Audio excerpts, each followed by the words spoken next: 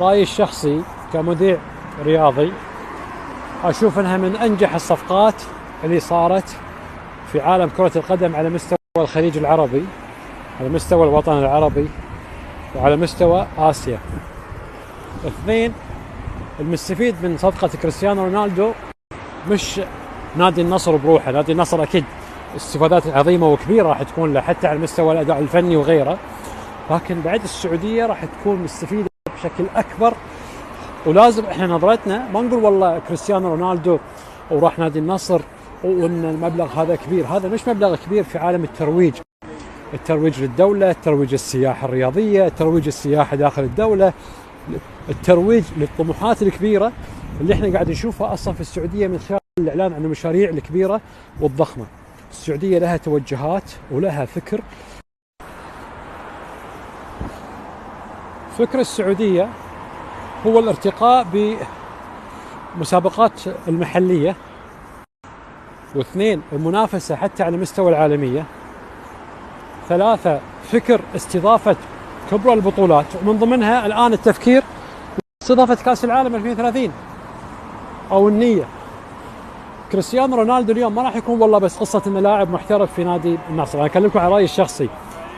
طبيعي إن كريستيانو رونالدو راح يكون له دور في عملية الترويج، عملية تأييد الصفقة أو الملف السعودي لاستضافة كأس العالم. السعودية من خلال صفقة كريستيانو رونالدو أكيد أن في أندية ثانية بعد راح تستفيد في السعودية، مثل الهلال، مثل الأهلي، مثل الاتحاد، مثل حتى الشباب. كل الأندية تقريبا بيستفيدون في السعودية فعليا. الدوري السعودي الآن راح يكون ملفت للانتباه أكثر مما سبق. إذا احنا نتكلم عن الدوري السعودي هنا تقريبا هو الأفضل في آسيا أو من أفضل الدوريات في آسيا، فالمكتسبات وايد كبيرة. ونقول مبروك نادي النصر، هذه الصفقة صفقة عالمية بكل معنى الكلمة.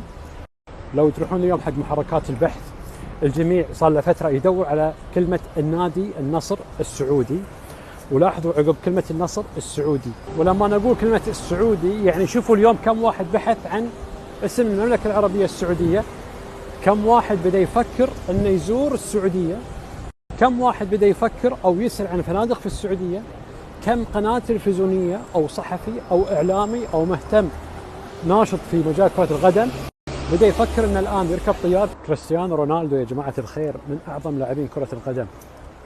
تخيل كم طفل، كم لاعب يافع صغير شاب مغرم في شيء اسمه فن ولعب كريستيانو رونالدو.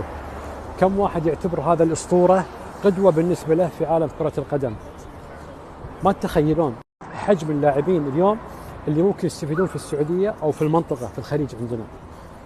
صفقة انتقال كريستيانو رونالدو إلى نادي النصر، اللي فكر في الصفقة ومهندس الصفقة واللي عطى الموافقة على إتمام هذه الصفقة نظرته مش نظرة كرة قدم أبدا، ولا موضوع نادي على حساب نادي أو دوري فقط.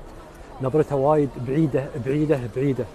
قاعد يفكر في دولة، وقاعد يفكر في سمعة، وقاعد يفكر في مشاريع كبيرة وضخمة. لأني أنا على يقين ومتأكد أن الكثير من الدوريات على مستوى العالم، خذها من أمريكا، خذها إلى أوروبا، خذها إلى شرق آسيا، فلسطين ولا اليابان ولا الدوريات الأوروبية، سعوا بكل تأكيد أنهم يتعاقدون مع كريستيانو رونالدو. وأن كريستيانو رونالدو يختار السعودية الاحتراف فيها، صدقوني هذا بحد ذاته، وانتظروها على المدى البعيد شوفوا مكاسبها شو راح تكون. عموما مبروك نادي النصر صفقة كريستيانو رونالدو، مبروك للمملكة العربية السعودية الأسرة الرياضية هذه الصفقة، مبروك للترويج السياحي، مبروك للفكر. ما عليك زود يا أخوي.